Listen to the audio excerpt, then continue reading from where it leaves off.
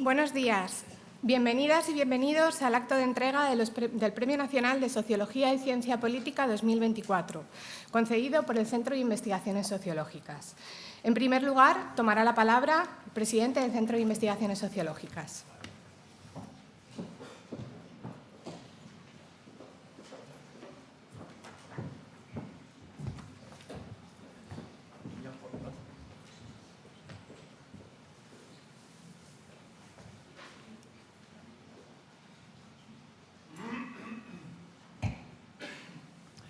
Buenos días. Majestad, autoridades, amigas y amigos, un año más nos reunimos para hacer entrega del Premio Nacional de Sociología y Ciencia Política de 2024. En esta ocasión, el acto adquiere un significado especial por varias razones. En primer lugar, es preciso recordar que en 2018, hace 7 años, no había una sola socióloga que hubiera sido distinguida con el Premio Nacional de Sociología y Ciencia Política, pese a que en estas disciplinas hay en España profesionales muy reputadas.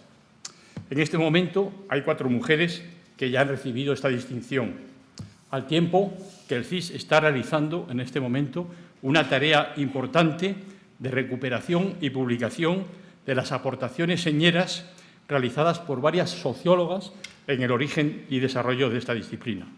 Una tarea que está siendo impulsada, entre otras, por las catedráticas, la profesora Constanza Tobío y la profesora Capitolina Díaz.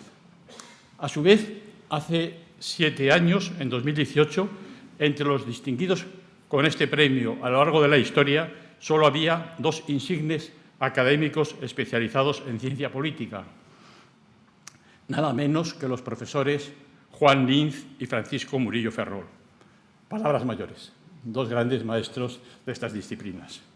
Sin embargo, desde el año 2002, ningún otro politólogo había recibido esta distinción, pese a que estamos hablando de un Premio Nacional de Sociología y Ciencia Política. Por eso, parecía llegado el momento de distinguir con este premio a alguno de los académicos más prestigiosos en este área de conocimiento.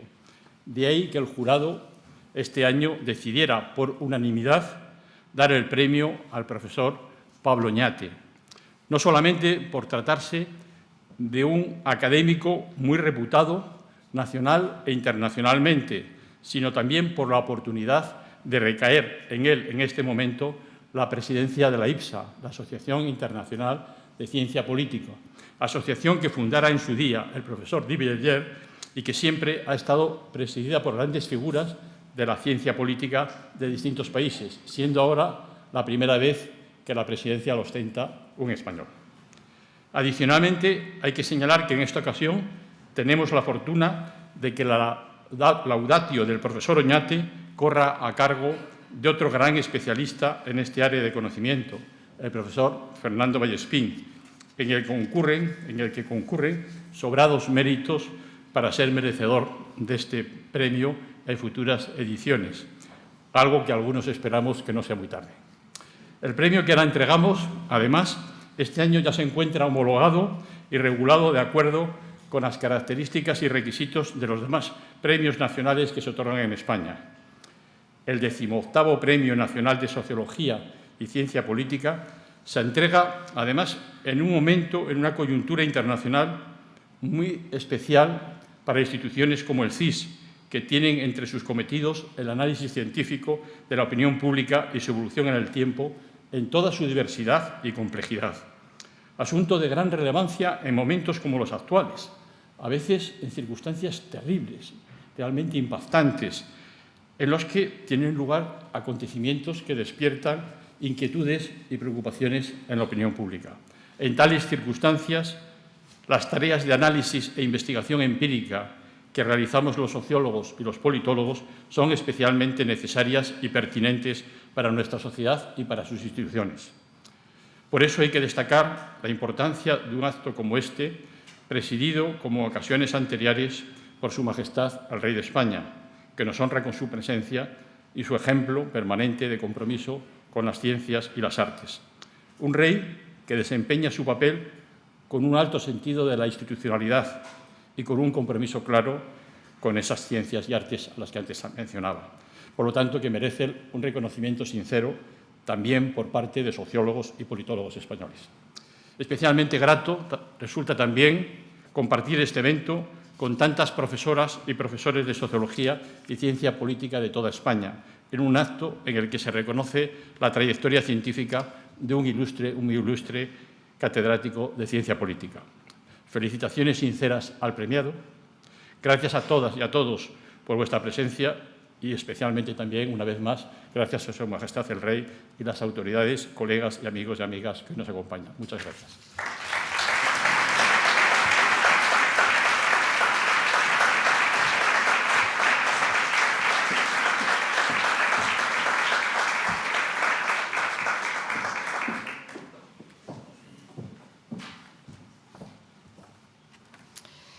En este acto asistimos a la entrega de la 18ª edición del Premio Nacional de Sociología y Ciencia Política, dando lectura a un extracto de la resolución de concesión. Resolución de 11 de noviembre de 2024 del Centro de Investigaciones Sociológicas por las que se publica la concesión del Premio Nacional de Sociología y Ciencia Política para el año 2024. Entre las funciones que se le encomiendan al Centro de Investigaciones Sociológicas, en la Ley 39/1995 de organización del CIS y su Real Decreto de Desarrollo, figura de forma destacada la convocatoria de premios que contribuyan al estímulo y desarrollo de la ciencia política y de la sociología. Con esa finalidad, se aprobó Orden del Ministerio de Presidencia 620/2024 de 19 de julio, por la que se establecen las bases reguladoras para la concesión por el CIS del Premio Nacional de Sociología y Ciencia Política. Conforme a dichas bases, se dictó la resolución de 30 de julio de 2024 del Centro de Investigaciones Sociológicas por la que se convocó el Premio Nacional de Sociología y Ciencia Política 2024. En cumplimiento de lo dispuesto en el apartado 8º de la citada resolución y de acuerdo con la propuesta del informe del órgano instructor de fecha 6 de noviembre de 2024 y del acta del jurado del Premio Nacional de Sociología y Ciencia Política 2024 de fecha 6 de noviembre de 2024, esta presidencia ha dispuesto: primero, comunicar que el jurado estuvo presidido por don José Félix Tezanos Tortajada, presidente del Centro de Investigaciones Sociológicas, e integrado por las siguientes personalidades: doña Silvia García Ramos, doña Rosario Sánchez Morales, doña Inés Alberdi Alonso, doña Constanza Tobío Soler, don Rafael Pardo Avellaneda, doña Luisa Carlota Soleil Puig, don Juan Montaves Pereira, don Marius Domínguez y Amorós, doña Lucila Finkel Morgenster, doña Irene Delgado Sotillo, don Antonio Alamino Chica y doña María Violante Martínez Quintana. Actuó como secretaria del jurado, con voz pero sin voto, doña Julia García Bermejo. Segundo, hacer público el fallo del jurado que el día 29 de octubre de 2024, en sesión única y por unanimidad, ha acordado conceder el Premio Nacional de Sociología y Ciencia Política del año 2024 a don Pablo Oñate Rubalcaba. El presidente del Centro de Investigaciones Sociológicas, don José Félix Tezanos Tortajada. A continuación, toma la palabra don Fernando Vallespín Oña, quien pronunciará la laudatio del premiado don Pablo Oñate Rubalcaba.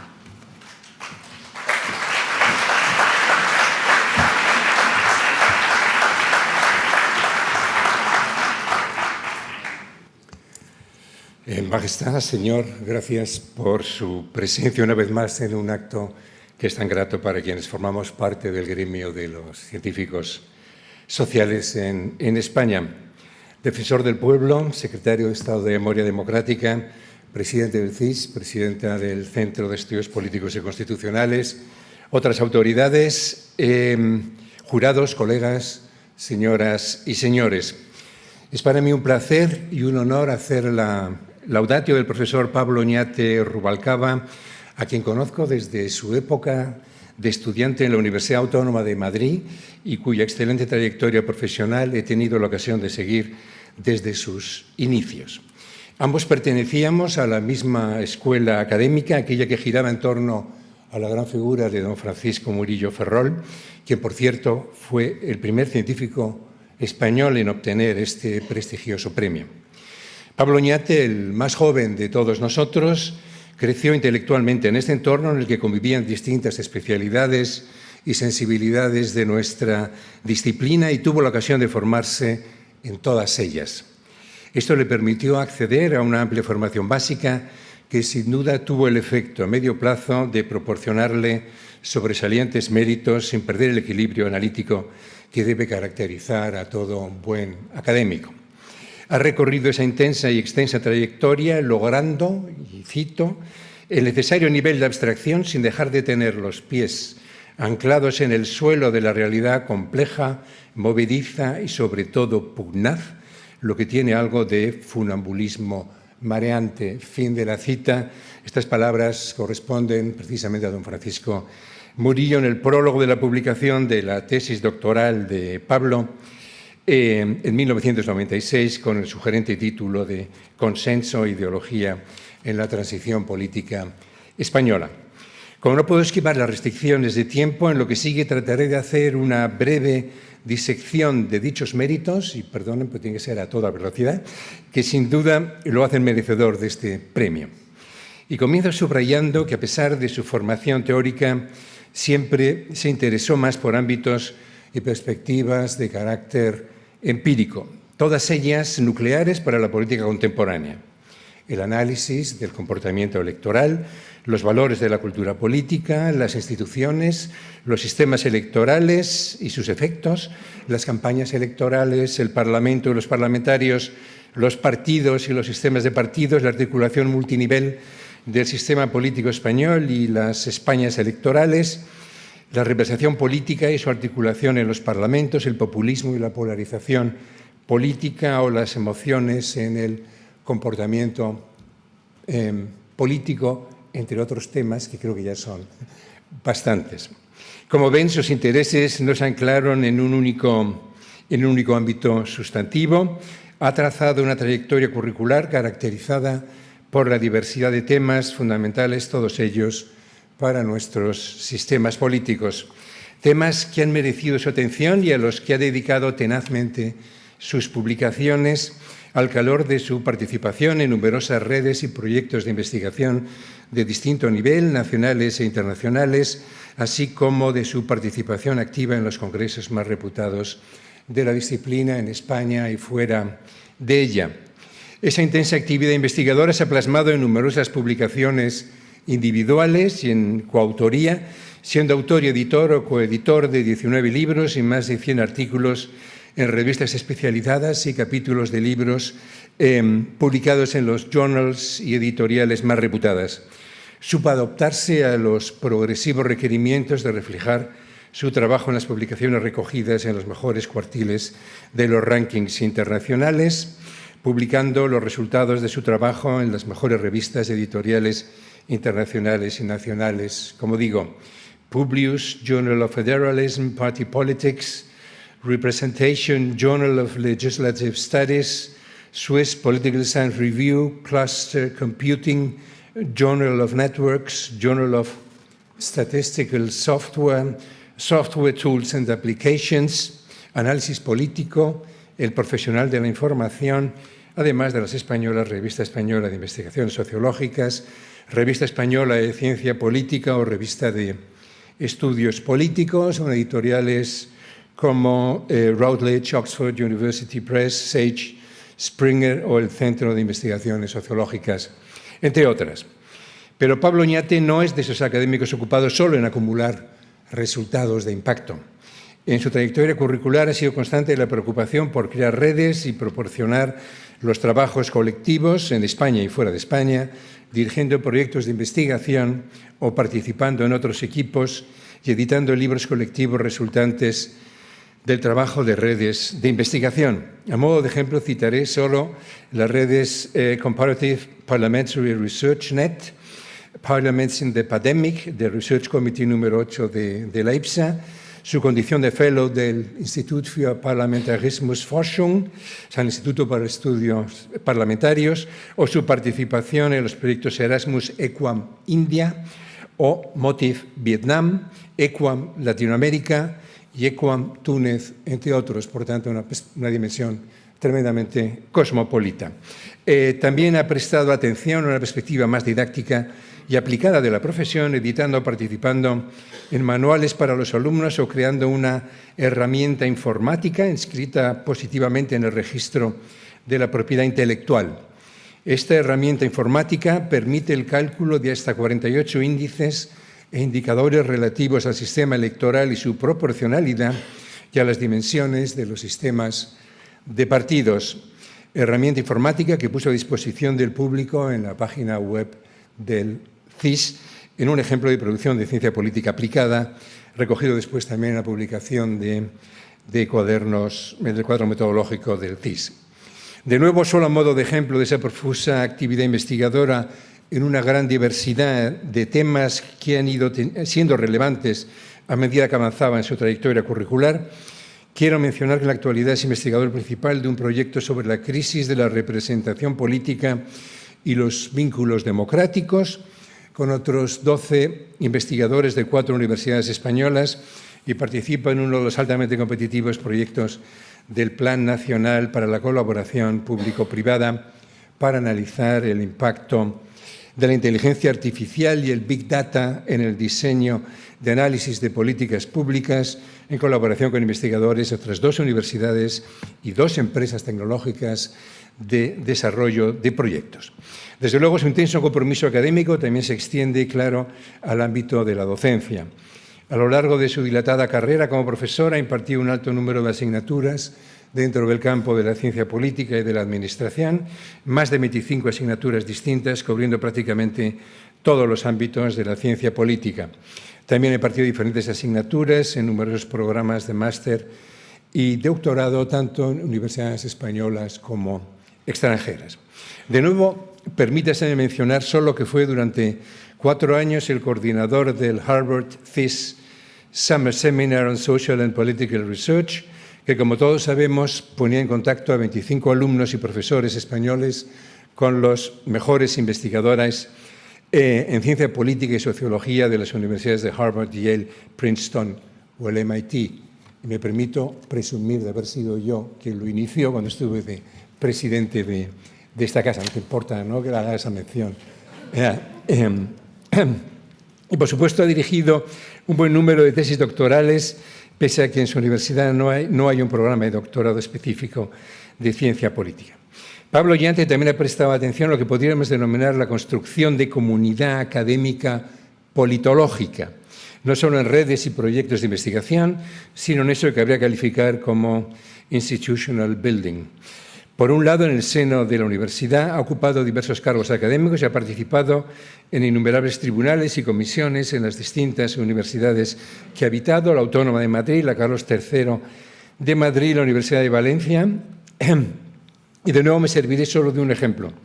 Desde que se incorporó a la Universidad de Valencia en el año 2000, su unidad docente de ciencia política pasó de tener 2 profesores e impartir solo 3 asignaturas a tener 14 profesores a tiempo completo y 10 profesores asociados que imparten un alto número de asignaturas en programas de ciencia política, dobles grados en sociología y con derecho, además de un programa de doctorado en la Facultad de Derecho.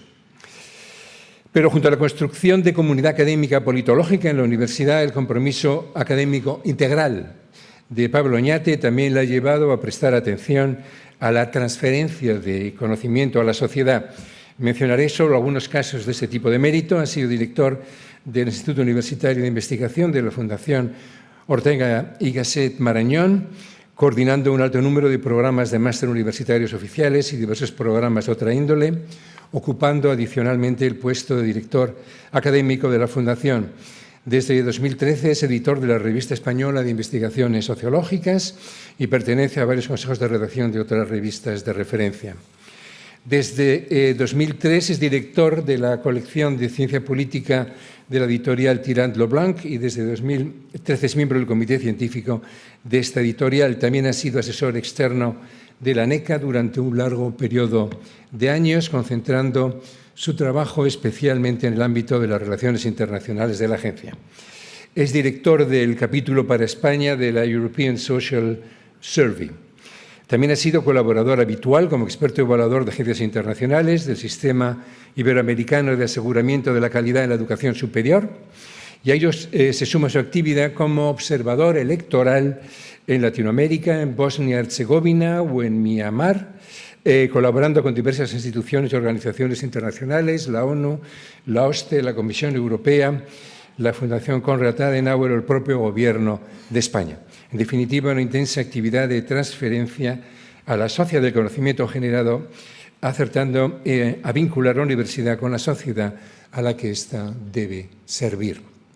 Por último, quiero mencionar que en este empeño por contribuir al desarrollo de la ciencia política y su institucionalización e internacionalización, Pablo Oñate fue secretario general de la Asociación Española de Ciencia Política y de la Administración durante 8 años, organizando el Congreso Español de la Disciplina en el año 2007 y participando en el comité local organizador del Congreso Mundial de la IPSA, de la International Political Science Association, que fue una obra épica, porque también participé activamente en esa organización, con más de 3.000 participantes. Tuvo lugar en el año 2012.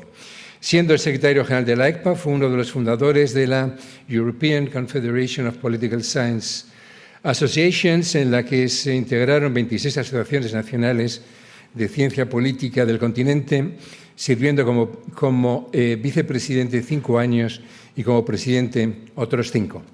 Adicionalmente, en 2018 fue elegido miembro del Executive Committee de la International Political Science Association, la Asociación Científica Mundial de la Disciplina, la voz de la ciencia política en el mundo, como dice su lema. Disculpen que tanto término en inglés, pero eso demuestra que ha sido elegido un politólogo. Los politólogos tienen un poco la manía, porque realmente más veces es manía, por lo menos el impulso a introducir continuamente palabras en inglés. En 2001 fue elegido vicepresidente primero y president-elect de IPSA, dirigiendo el Committee for Research and Training, coordinando los 53 comités de investigación de la Asociación Mundial, las 8 escuelas de verano en técnica, investigación y métodos, y el programa IPSA MOOC. Esto último lo tenía en inglés, pero lo he dicho en español por no abusar. En el Congreso Mundial, adicionalmente, en el Congreso Mundial de IPSA en Buenos Aires en 2023, Pablo Oñate tomó posesión como presidente de IPSA, como se ha dicho antes, el primer español en acceder a este puesto de extraordinaria proyección internacional de la disciplina. En su calidad de presidente, coordina todos los subcomités del Comité Ejecutivo. Además, ha dirigido la organización de 2 congresos de ámbito mundial con ocasión del 75 aniversario de IPSA en 2024, sobre temas de enorme relevancia para nuestros sistemas políticos, en gobernanza multinivel en Montreal en abril del 24, democratización y autocratización en Lisboa, también lo digo en castellano, en septiembre del 24, con cientos de participantes en cada uno de ellos. Además, ha puesto en marcha la IPSA Work in Progress Sessions, congreso en modalidad online para la presentación y discusión sistemática de trabajos de investigación en curso en perspectiva planetaria. Y, por supuesto, está dirigiendo la organización del próximo Congreso Mundial de la IPSA, que se celebrará en Seúl en julio de este año, con una asistencia estimada de 3.000 investigadores y con aproximadamente 850 paneles y sesiones plenarias. Ningún español había gozado del excepcional apoyo y reconocimiento internacional para ocupar esta singular responsabilidad que tan insignes colegas de otros lugares han desempeñado en el pasado. En resumen, y con esto acabo, el profesor Oñate pertenece a esa rara especie académica de quienes son capaces de sobresalir en cada una de las distintas facetas de nuestro trabajo: investigación, docencia, transferencia del conocimiento, gestión, etc. Nada de esto lo hubiera conseguido de no ser por su tesón y esfuerzo personal, su carácter innovador y su habilidad emprendedora, un rasgo no siempre bien ponderado, pero imprescindible para la expansión nacional e internacional de nuestra disciplina. Para mí, que lo conozco desde estudiante, poder asistir a esta ceremonia de reconocimiento de sus muchos y merecidos méritos es una fuente de enorme alegría. Muchísimas gracias.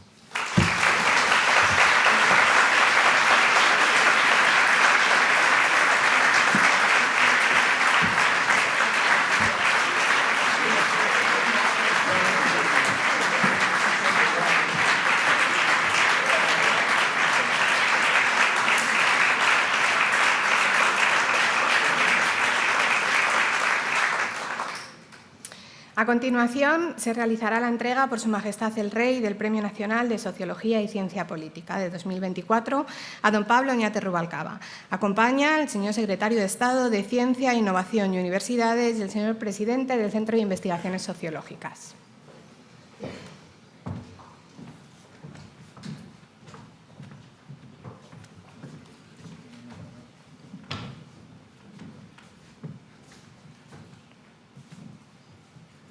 Su Majestad el Rey hace entrega del Premio Nacional de Sociología y Ciencia Política de 2024 a don Pablo Oñate Rubalcaba.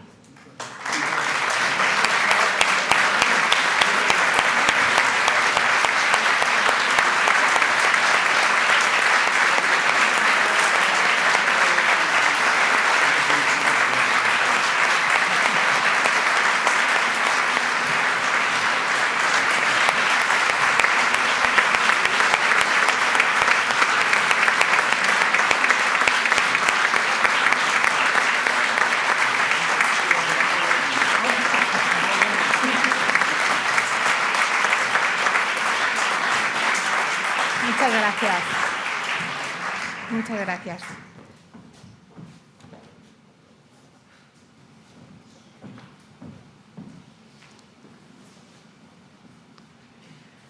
Seguidamente, don Pablo Oñate Rubalcaba pronunciará unas breves palabras.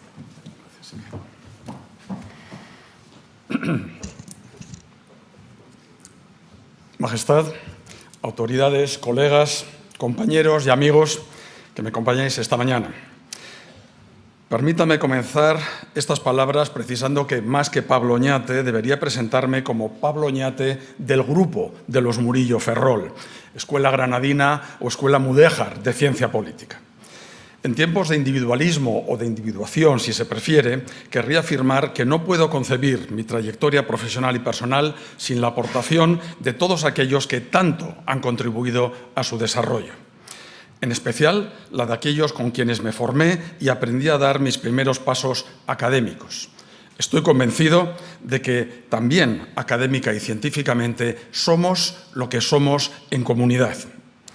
Por ello, quiero empezar estas palabras manifestando mi sentido agradecimiento a todas las personas que a lo largo de mi vida y carrera profesional han contribuido generosamente, y no es retórico, generosamente de una u otra manera a forjar mi trayectoria académica, permitiendo beneficiarme con su saber hacer y con su saber estar en el mundo universitario, enriqueciéndome académica y científicamente con sus aportaciones y enseñanzas.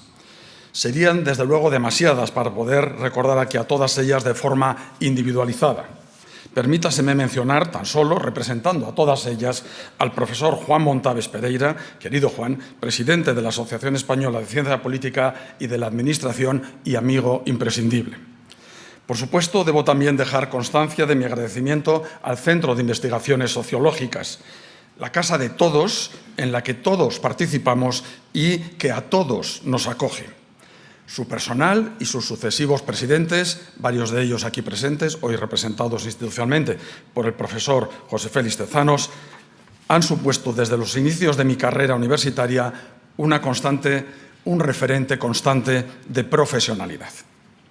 Por supuesto, también quiero mencionar mi agradecimiento a los 13 miembros del jurado del premio que unánimemente decidieron otorgármelo en esta edición. Había otros candidatos y candidatas que sin duda contaban con justificadísimos méritos para ser merecedores de este premio. Agradezco especialmente que en esta edición miraran hacia el lado de la ciencia política después de tantos años desde que un politólogo recibiera este premio nacional. También quiero dejar constancia de mi agradecimiento a los profesores que generosamente tuvieron a bien presentar mi candidatura a este premio y que, en definitiva, propiciaron que estemos hoy aquí, los profesores Fernando Vallespín, Joan Antón y Ángel Valencia. Y me van a permitir reconocer públicamente, en particular, mi inmensa deuda de gratitud con Fernando Vallespín, discípulo también de don Francisco Murillo, colega y amigo desde hace tantos años. Compañero de otra universidad en la que ambos aprendimos de don Francisco y del grupo que éste acertó a agregar en torno suyo en la Universidad Autónoma de Madrid y que tanto añoramos. Enorme deuda de gratitud por su ilimitada generación y aportación intelectual a mi trayectoria, sabiendo ser en todo momento un sólido referente y un amigo, y acertando a ser, a la vez, un auténtico Acenaios Polites. Muchas gracias, Fernando, y muchas gracias por esa amabilísima laudatio que no es sino una muestra más de tu generosa y elegante generosidad que te caracteriza. Quiero manifestar, desde luego, mi gratitud a todos ustedes, autoridades, compañeros, amigos, todos, por haber querido compartir conmigo esta ocasión, acompañándome esta mañana en esta ceremonia de entrega del Premio Nacional. Una vez más, permítame reiterarlo, estoy convencido de que en el mundo académico, solo en comunidad, aprendemos, crecemos y nos hacemos académicamente, con las aportaciones directas o indirectas de muchos de los que hoy, en mi caso, estáis aquí, por lo que no puedo sino estaros enormemente agradecidos. Por último, un agradecimiento muy sentido a Su Majestad por apoyar a la sociología y a la ciencia política, y no solo hoy, por supuesto, sino en anteriores ediciones de este premio y en tantas otras ocasiones. Sabemos que muchas de las preocupaciones que nos ocupan a politólogos y a los sociólogos son compartidas por Su Majestad. Y sabemos que trabaja denodadamente, desde otra posición, por supuesto, pero denodadamente por afrontarlas y superarlas. Muchas gracias, Majestad, por vuestra abnegada dedicación y excelente ejemplaridad. Muchas gracias por estar hoy aquí, apoyando la tarea de tantas científicas y científicos sociales que también trabajan como vos por el bien común. Muchas gracias.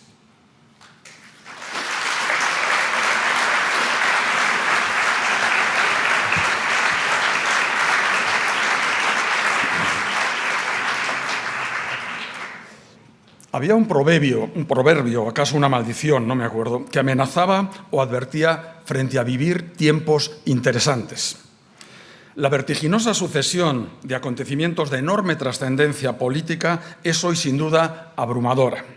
Los impactantes contenidos informativos que nos llegan cada mañana opacan prácticamente los que resultaban de enorme trascendencia la jornada anterior.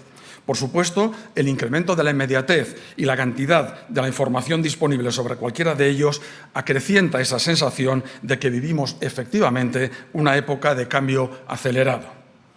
Don Francisco Murillo solía afirmar que España es un país que quema etapas intermedias. A lo largo de nuestra historia probablemente nos ha faltado sedimentación. Creo que el tempo político de nuestros días nos deja hoy prácticamente sin capacidad para ello. Las organizaciones que analizan la calidad de las democracias señalan que estos cambios se están operando en un trasfondo de deterioro o de erosión de nuestros sistemas políticos democráticos.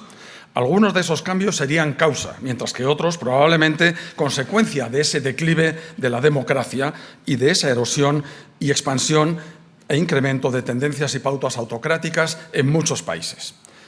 Los autócratas de nuestros días se diferencian notablemente de los dictadores del pasado siglo. Los modernos asumen algunas de las características y prácticas democráticas, no pocas veces más que en su apariencia, si bien ignoran otras fundamentales. Celebran elecciones, pero no permiten una competición abierta y libre. Ya no usan de la misma manera y con la misma intensidad los métodos violentos y represivos que utilizaban sus antecesores, si bien coaccionan sutil pero eficazmente a las fuerzas de la oposición. Y toleran, pero manipulan o controlan a los medios de comunicación e influyen torticeramente en la comunicación en las redes sociales. Todo ello les permite, siendo autócratas, disfrutar de una nada desdeñable cantidad de apoyo en sus respectivas sociedades. En otros ámbitos, el declive de las democracias es el resultado de la actividad que desarrollan líderes que no manifestaban inicialmente tendencias autocráticas, pero que una vez asumen el poder, limitan derechos, modifican torticeramente instituciones y deterioran paulatinamente las prácticas en las reglas democráticas. Son todos ellos los modernos autócratas o spin dictators que han descrito atinadamente colegas como Levitsky, Ziblatt o Guriev y Treisman. Pero también hay que prestar atención, no obstante, a otros líderes que, sin ser autócratas o sin convertirse en uno de ellos, incorporan a su tillaje retórico y estratégico elementos populistas. Estos líderes fomentan instrumentalmente el incremento de la polarización, tanto de la polarización ideológica como de la polarización afectiva en sus sociedades, con las negativas consecuencias que de ello se derivan para nuestros sistemas democráticos. En 2024, el año pasado, se batió el récord histórico del número de países que celebraron elecciones en un mismo año. Nada menos que 70 países que además agregaban a más de la mitad de la población mundial. Entre otros, India, Rusia, Estados Unidos, los países que eligieron representantes al Parlamento Europeo, Francia, Brasil, Reino Unido, México, Pakistán, Taiwán, Indonesia, Sudáfrica, Irán, Venezuela, Jordania, Túnez, etcétera, hasta 70. Toda una fiesta de la democracia. ¿O no tanto? Muchos de esos procesos se celebraron sin las debidas garantías democráticas y en contextos que podrían denominarse de autoritarismo competitivo. Algunos, que sí se celebraron en regímenes verdaderamente democráticos, abrieron la puerta a que líderes y partidos de tendencias autocráticas se instalaran en las instituciones y para dirigirlas en unos pocos países.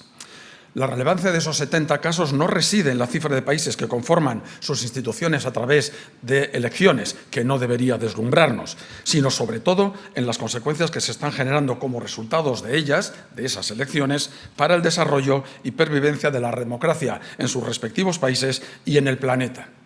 Al menos de la democracia tal y como la hemos conocido hasta hoy en los últimos 2 siglos. Los efectos y las consecuencias que se han derivado de muchos de esos procesos electorales, así como de otros que se celebraron en años anteriores, están constituyendo verdaderas pruebas de resistencia para ese modelo democrático liberal, el único que hemos sido capaces de pergeñar para mejorar la libertad y las condiciones de vida de nuestros ciudadanos, garantizando al tiempo el bien común. La expansión del fenómeno del populismo en líderes, partidos, movimientos políticos sociales, retóricas, narratóricas, propuestas, narrativas, etcétera, se ha proyectado y se observa en países de los 5 continentes, convirtiéndolo, desde luego, literalmente en un fenómeno global. Varios autores, Casmude a la cabeza de ellos, han argumentado convincentemente que el populismo ha dejado de ser percibido como una anomalía de la democracia al haber sido ya normalizado e incorporado a la misma como uno más de sus elementos característicos. De esta forma, quizás una patología democrática ha transformado al sistema, acaso convirtiéndolo en una democracia patológica. Y esa expansión del populismo ha ocurrido, desde luego, no lo podemos ignorar, con el apoyo de los ciudadanos, que no solo votan por líderes con propuestas y estilos claramente populistas, previsibles, sino visiblemente autocráticos. El populismo se ha extendido también en partidos y líderes mainstream o tradicionales con el apoyo de los ciudadanos, en contextos de mayor fragmentación y polarización electoral, y han adoptado propuestas y estilos retóricas populistas en sus estrategias de competición política. El populismo se ha extendido en las instituciones, a veces para dirigirlas, generando un relevante impacto en la transformación de la democracia y sus procedimientos. Por una parte, contamina, utilicemos los términos precisamente, con precisión, contamina el populismo, contamina las agendas, los temas, los estilos y las retóricas políticas. También digo los de los partidos o líderes tradicionales, muchas veces acríticamente. Por otra, imponen o condiciones prácticas y reformas institucionales que erosionan las estructuras y principios básicos de la democracia general, propiciando así o generando así el declive de su calidad.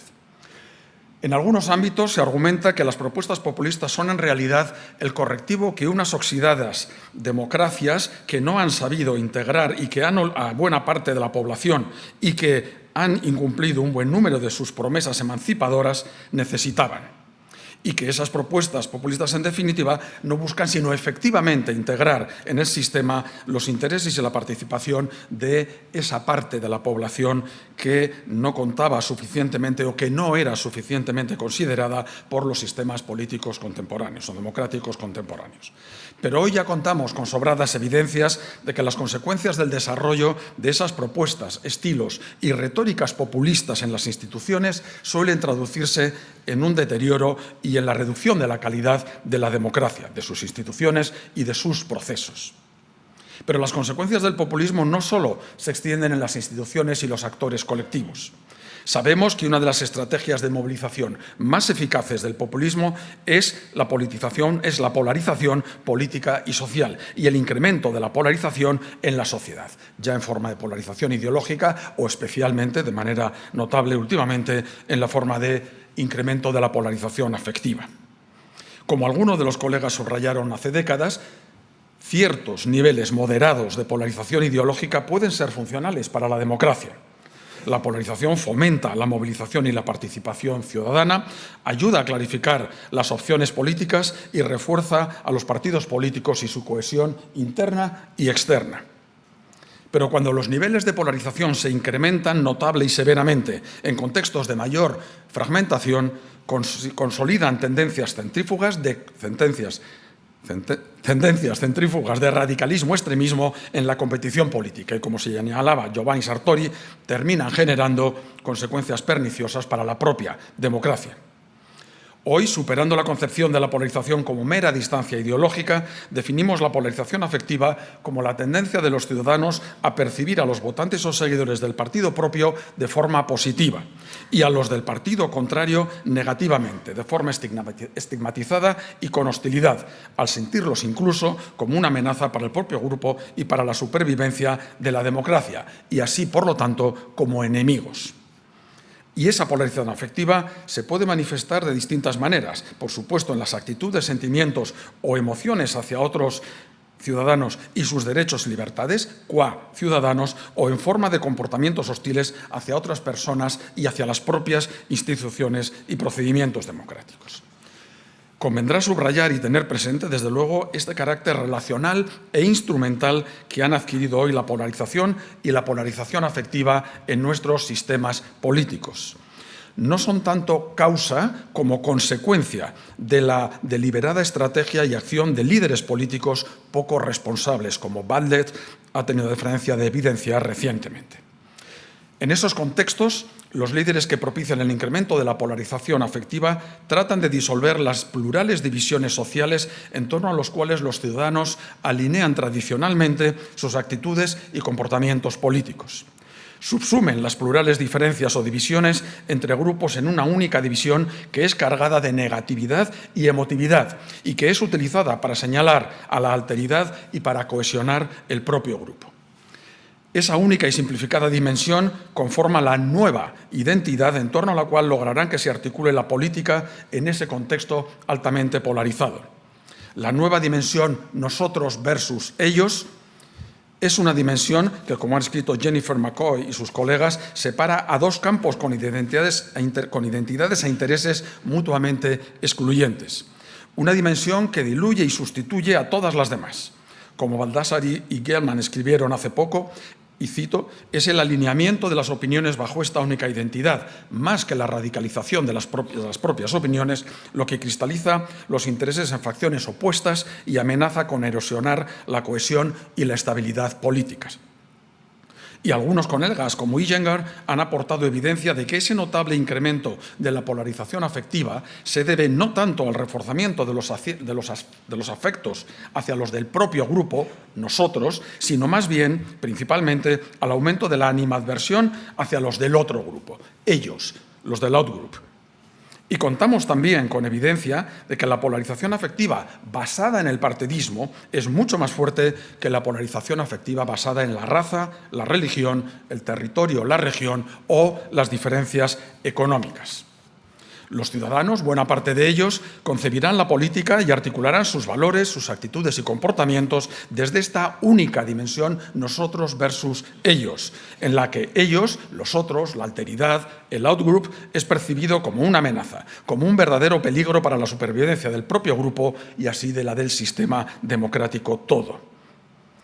Ante esa acuciante amenaza, esos ciudadanos se vuelven mucho más proclives a ser tolerantes con la restricción de los derechos y garantías democráticas de los partidos, líderes y ciudadanos de la oposición, del outgroup.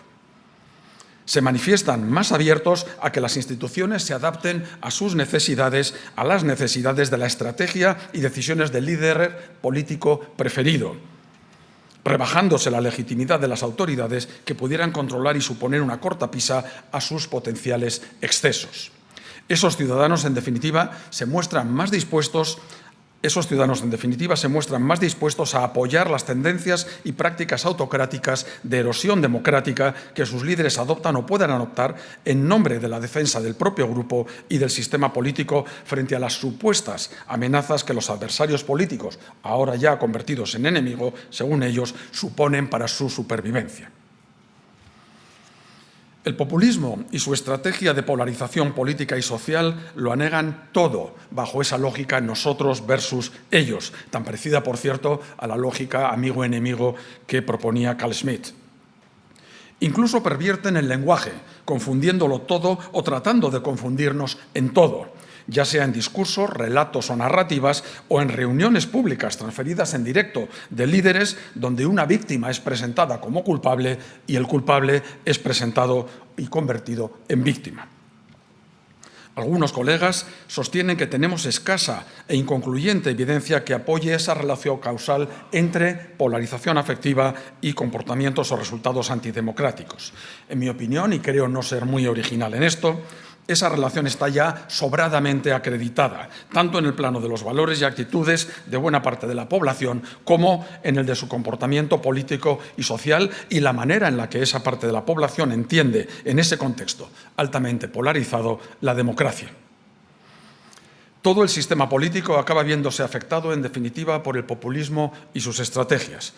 Un populismo que puede ser concebido a la vez, creo, como ideología delgada que se superpone a otras sustantivas, tal y como proponía Casmude, o un populismo, entendido como estrategia organizativa de movilización, como en cambio proponía Carlos de la Torre. Actores ideológicamente populistas y actores no populistas, pero que utilizan estrategias retóricas movilizadoras populistas para sus fines competitivos. Y el populismo ha logrado arrastrar en estas dinámicas a buena parte de los partidos y líderes políticos tradicionales que consciente o inconscientemente, de forma premeditada o espontánea, implícita o explícitamente, aceptan y participan de y en este nuevo escenario, aturdidos acaso, como buena parte de la ciudadanía, por esa vorágine transformadora. El resultado es un nuevo escenario, en definitiva ese es el objetivo de los populistas, el resultado es un nuevo escenario en el que se redefine el sistema democrático bajo nuevas o no tan nuevas lógicas. Una redefinición del sistema político y social en una perspectiva de claros tintes libertarios neoliberales, en la que incluso el lenguaje y su sentido se transforman y pervierten, limitándose o anulándose así su potencial crítico. Pero hace ya bastantes años que sabemos que donde no hay reglas ni normas, sino solo una supuesta voluntad del pueblo oportunamente interpretada por el líder político populista de turno, en ese contexto, sin reglas ni normas, no hay ni libertad ni bienestar común, salvo para unos pocos. Por tanto, haremos bien en analizar los excesos de los líderes de partidos populistas radicales que pretenden erosionar y subvertir la democracia liberal y sus instituciones bajo la excusa de una pretendida regeneración emancipadora. Pero también debemos prestar atención, haremos bien en prestar atención, a los relatos y narrativas y conductas de los líderes de partidos tradicionales o mainstream que en sus estrategias de competición adoptan temas, retóricas, estrategias populistas y polarizantes, y que al hacerlo rayan cuando menos en la irresponsabilidad. Colegas como Bartel o Quinset escribían hace no mucho que la politización de las normas básicas de convivencia y su consideración como legítimas según el caso es principalmente consecuencia de la retórica de las élites políticas. Propiciar la radicalización y la polarización afectiva de la ciudadanía puede generar réditos en la competición política en el corto plazo. Pero, como escribió recientemente Fernando Vallespín, y cito, hacer prevalecer el pequeño ventajismo de partido por encima del respeto al sistema de reglas y los principios y valores sobre los que hemos edificado nuestras democracias es la vía más directa para acabar con ellas. Sin duda, ese incremento de la polarización y de la erosión de las reglas básicas de nuestra convivencia provoca severos daños en el tejido social y político de cualquier democracia y en la necesaria pacífica convivencia acorde con los principios del bien común que la iluminan desde la Ilustración. Recordemos aquella advertencia que Cicerón formulaba a los senadores romanos: la confianza casi nunca vuelve al corazón que la perdió. Stephen Levinsky afirmaba hace unos meses en el podcast del New Yorker, y cito, no corresponde a los votantes defender la democracia. Eso sería esperar demasiado de los electores. La protección y la defensa de la democracia es tarea de las élites y de las instituciones. Levinsky, con su compañero de Harvard, Ziblatt, decían en Así mueren las democracias, y cito, aunque las respuestas ciudadanas a la llamada de los extremismos importan, es más relevante si las élites políticas y especialmente los partidos políticos sirven como filtro. Dicho brevemente, concluían, los partidos políticos son los guardianes de la democracia. Ya en 1978, estos autores lo recuerdan, Juan Linz, premiado nacional o Premio Nacional de Sociología y Ciencia Política también, había subrayado en The Breakdown of Democratic Regimes que las élites políticas pueden reforzar o poner en riesgo a la democracia. Pero también, asumámoslo, los académicos y científicos o intelectuales tenemos una responsabilidad ante esta amenaza para la democracia. Se ha escrito mucho acerca de la función de las ciencias sociales. Habermas hablaba en Teoría y Praxis acerca de la función y de la responsabilidad políticas de las ciencias sociales, sin por ello, o sin dejar de lado, por supuesto, su necesario rigor científico. Seguiremos discutiendo acerca de ello, de esa función, pero creo que todos estaríamos de acuerdo en que cuando menos nos corresponde aquel papel y aquella responsabilidad que nos atribuía don Nicolás Ramiro Rico en su ensayo El animal ladino, la de ser, cuando menos, meros deshacedores de coartadas. Y, por supuesto, sin refugiarnos ya, no nos engañemos, en pretéritas concepciones que entendían que los defectos, carencias o promesas incumplidas de la democracia liberal justifican desconocer en algunos casos sus valores, principios, reglas y prácticas básicas. En los nidos de antaño no hay pájaros hogaño. Termino.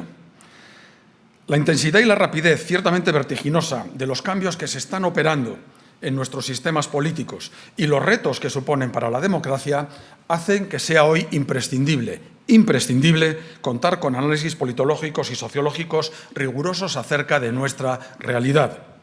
Análisis que desvelen críticamente las coartadas de quienes ejercen el poder o de quienes pretenden obtenerlo o influir en él. Precisamos, más que nunca, de una fértil producción científico-social rigurosa y crítica que, a buen seguro, coadyuvará a una mejor comprensión de nuestros sistemas políticos y sus transformaciones, anteponiendo y considerando siempre la libertad de los ciudadanos y su bienestar desde la defensa del bien común. Muchas gracias, buenas tardes y buena suerte.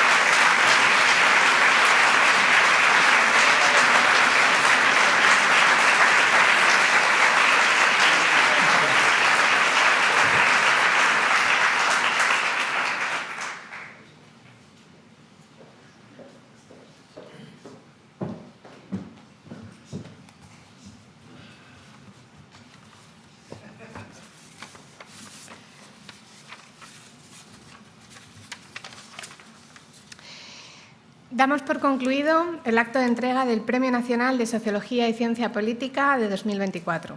A continuación va a tener lugar un cóctel en el hall de la entrada del auditorio. Muchas gracias a todas y a todos.